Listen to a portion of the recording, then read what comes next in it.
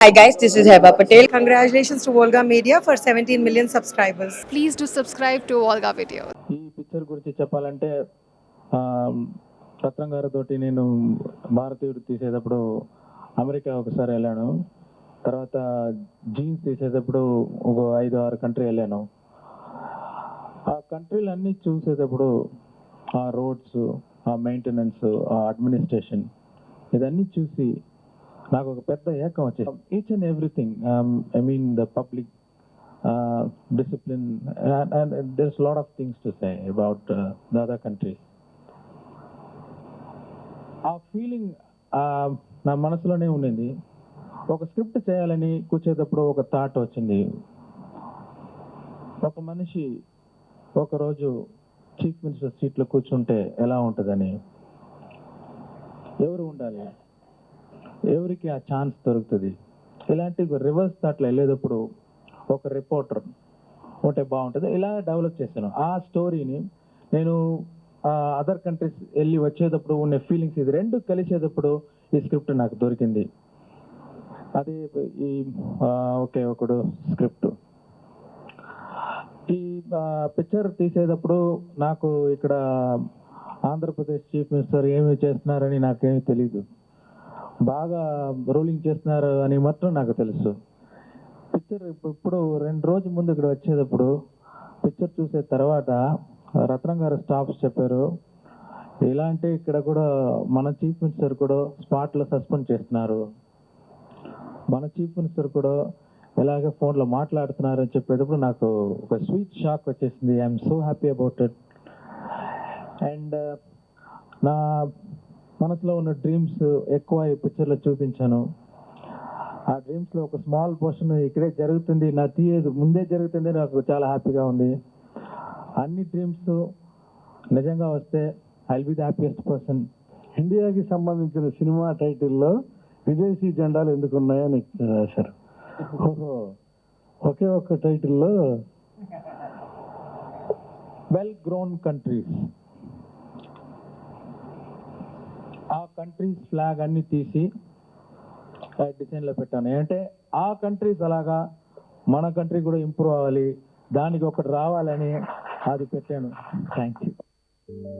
First film నుంచి అన్ని సినిమాలు నేనే చేస్తాను. భారతీయుడు సినిమా నేనే తీశాను. సో ఆల్మోస్ట్ ఎవరి ఫిలిం, ఈ సినిమా అని కాదు, ప్రతి ఫిలిం ఆ సినిమాలోనే చేస్తాను. ఒక బ్యానర్లు మంచి సినిమాలు వస్తాయని ఓపెనింగ్ రావడానికి యూజ్ అవుతుందండి. తర్వాత సినిమా బాగాలేకపోతే ఏ సినిమా డెఫినెట్గా ఆడదు. నరసింహ వచ్చేటప్పటికి నా ఉద్దేశం ఏమనుకున్నా అంటే, మొదట మన తెలుగు సినిమాలు హీరోయిజం ఉండే ఫిలిమ్స్ ఉండే, టోటల్ సబ్జెక్ట్ కంటెంట్ హీరోయిజం. ఈ మధ్యన ఒకే మొనాటిని అయిపోయి మారిపోయి డిఫరెంట్ వేలో వెళ్తున్నారు. మళ్ళీ నరసింహ ఫుల్ హీరోయిజం ఫిలిం, సడన్గా మళ్ళీ ఒక ఫుల్ అందులో ఇంకా రజనీకాంత్ గారి స్టైల్స్ ఇండియాలో ఇంకా ఎవరికి అనుకున్నప్పుడు ఈ సినిమాలో ఒక బంద్ జరుగుతుంది. అది చాలా యాక్సిడెంట్లుగా ఒక స్టూడెంట్ బస్ ఎక్కి బస్ స్టాప్లో బస్సు ఆగదు, వెళ్ళిపోతూ ఉంటుంది, పరిగెడుతూ చేజ్ చేస్తారు, వెళ్ళి ఒక సిగ్నల్ ఆగితే బస్ ఎక్కుతారు. అతను తిడతాడు, బుద్ధిలో సిగ్నల్ వచ్చి బస్ ఎక్కుతామని, నువ్వు బస్ స్టాప్లో ఆపకుండా ఎందుకు వచ్చాను ఇతను డిస్కస్ చేస్తాడు. అంటే వీడు ముందు దిగుతానే దిగను అంటాడు. ఈ ఎగ్జామ్ మిస్ అయితే మాకు లైఫ్ పోద్ది, అసలు నీకు బుద్ధి లేదు. ఇద్దరు ఘర్షణ పడితే అతను తోయడం, తన కింద పడడం, ఇట్లా స్టార్ట్ అయింది. అది చాలా పెద్ద ఇష్యూ అయ్యి తర్వాత పొలిటికల్ ఇష్యూ, కులాలు అని అట్లని జాతి అని టోటల్ స్టేట్ అంతా ఆగిపోయి చాలా పెద్ద ఇష్యూ. దాన్ని ఎక్స్ట్రాడినరీ రేంజ్లో పిక్చరైజేషన్స్. సో టోటల్గా ఈ సబ్జెక్ట్ మూవ్ అవటానికి కూడా మెయిన్ పాయింట్ అది అవుతుంది. అది చాలా బాగుంది. తర్వాత ఒక టీవీ ఇంటర్వ్యూ సీన్ అవుతుంది, అది సబ్జెక్ట్ చాలా అయిపోతుంది. 1 గంట ముఖ్యమంత్రిగా ఉండి అతను చేసిన పనులన్నిటికీ క్లాప్స్ కొట్టారు ఆడియన్స్. అంటే ప్రతి మనిషి హృదయంలోనూ అది ఉందన్నమాట. నాకైతే చంద్రబాబు నాయుడు గారు గుర్తొచ్చారు కొన్ని సీన్లకి. నాకు అనిపించింది, ఈ సినిమా కనుక ఎలక్షన్స్ ముందు రిలీజ్ అయి ఉంటే తెలుగుదేశం చంద్రబాబు నాయుడు గారికి ఎక్కువ ఓట్లు వచ్చి ఎక్కువ సీట్లు గెలిచి ఉండేవాడని గ్యారంటీకి. ఎందుకంటే ఆయన స్ఫురణకు వస్తున్నాడు, స్పాట్లో సస్పెండ్ చేయటం కానీ అలా. ఇప్పుడు నేను ఇక్కడ ఈ టేబుల్ దగ్గర నేను పొగట్టం కాదు, ఇవాళ పేపర్లో కూడా చూశారు, ఒక మంచి ముఖ్యమంత్రి ఉంటే మా ఒరిస్సాకు కూడా ఇట్లాంటి ముఖ్యమంత్రి ఉంటే బాగుండని పేపర్లే రాస్తున్నాయి. సో అలాంటి తరుణంలో నిజమైన సినిమా శంకర్ గారు తీసి ఇవాళ మొత్తం భారతదేశం మొత్తం ఇలాంటి ముఖ్యమంత్రులు ఉంటే ఈ దేశం బాగుపడుతుంది. అంటే ఒక్క రోజులోనే అంత చేయగలిగితే 5 సంవత్సరాల కాల పరిమితిలో ఎవరైనా ఎంతైనా చేయగలరు అన్నదే ఆయన చెప్పారు. దాంతో పాటుగా ఒక రాజకీయ ఇప్పుడు ఒక చిన్న లవ్ స్టోరీ కూడా నడుపుతూ మామూలుగా వార్ బ్యాక్ డ్రాప్లు అట్లా లవ్ స్టోరీలు నడిచాయి. కానీ ఇవాళ ఉన్న ప్రజాస్వామ్య వ్యవస్థలో ఇవాళ పాలిటిక్స్కి దర్పణం పట్టినట్టుగా ఉంటూ ఒక లవ్ స్టోరీ నడిపి మళ్ళీ తన ముద్ర వేసుకుని చక్కటి సాంగ్స్ అన్నింటిలో కూడా వివిధ రకాలైన కాస్ట్యూమ్స్ అదే శంకర్ గారికే చెల్లుతున్నది.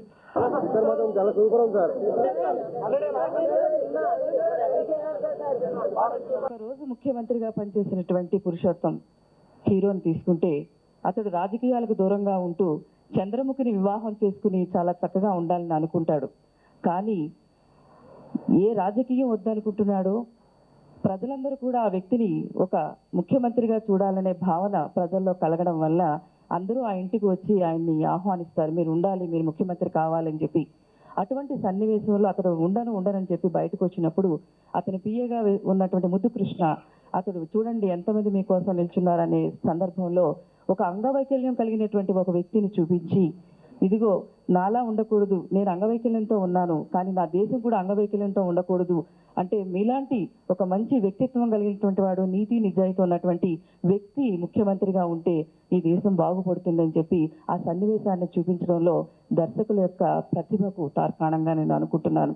పరమశివుడు తన అంతర్దృష్టితో ఎలా మెడిటేటివ్ మూడ్లో చూడగలుగుతాడో ఒక జర్నలిస్ట్ ఈనాడు జరుగుతున్న భారతదేశ చరిత్రను పరిస్థితును ఒక రిపోర్టర్ ఒక కెమెరామెన్ ఒక చక్కని విషయాలను జరుగుతున్న దాన్ని చూపించాడు శంకర్ డైరెక్టర్. ఇక్కడ ఇంకో నెక్స్ట్ ఒక మహా గొప్ప మానవతావాదాన్ని ఇక్కడ శంకర్ గారు చూపించారు. ఏమిటంటే ఒక చోటు లోపల కేటగరైజేషన్, ఇవాళ భారతదేశం అంతా కూడా కులాల కుమ్ములాటలలో వెళ్ళిపోతుంది. 4 కేటగరైజేషన్ అతను సజెస్ట్ చేస్తాడు. ఒకటి SC, ST, backward and forward. ఈ 4 కేటగరైజేషన్ చెప్తూ మీలాంటి జర్నలిస్టులు అడుగుతారు ఒక క్వశ్చన్, మీరు 4 ఎందుకు కేటగరైజ్ చేశారు అని. దానికి సమాధానం ఏంటంటే ఇది ఫ్యూచర్ లోపల 2గా రేపు రాబోయే తరం 1గా చేసి అది ఒక కులాన్ని నిలబెట్టే రోజు వస్తుంది అంటాడు. అంటే అదేమిటి అంటే అది మానవ కులము అని చెప్తాడు. That is beautiful. ఇక్కడ కావాల్సింది ఏంటంటే ఒక టైప్ ఆఫ్ ఫ్యూచర్ని చూశాడు. At the same time the hero is very practical to the core. ఒక వచ్చిన అడ్వాంటేజ్ని, ముఖ్యమంత్రిలాగా వచ్చిన అడ్వాంటేజ్ని అతను ఎక్కడ మిస్యూజ్ చేయలేదు, చూపించాడు. This is how it has to be done. అట్లనే అదేవిధంగా హీరో కొంచెం సాహసితో పాటు రసికుడు కూడా. ఎందుకంటే మనీషా కొయిరాలాను తను ఏడుస్తున్నప్పుడు కెమెరా వీడియో తీయడం జరుగుతుంది. అయితే అదే హీరో తనని మళ్ళీ ఒక ఉమెన్, ఒక భారతీయ రూరల్ ఉమెన్, అందులో అంటే ఒక ఇండియన్నెస్ని చూపించాడు. తనని యొక్క వేరియస్ ఫ్యాసెట్స్ని, తన యొక్క వేరియస్ మూడ్స్ని క్యాప్చర్ చేయగలిగాడు. ఇది ఒక Volga Videos. Congratulations, 17 millions. Congratulations to Volga Video. మనస్ఫూర్తిగా శుభాకాంక్షలు. All the best Volga Videos. Congratulations. I'd like to congratulate Volga Videos. Please follow Volga Video. Many congratulations. Volga Video వారికి నా శుభాభినందనలు. మీ అనంత శ్రీరామ్.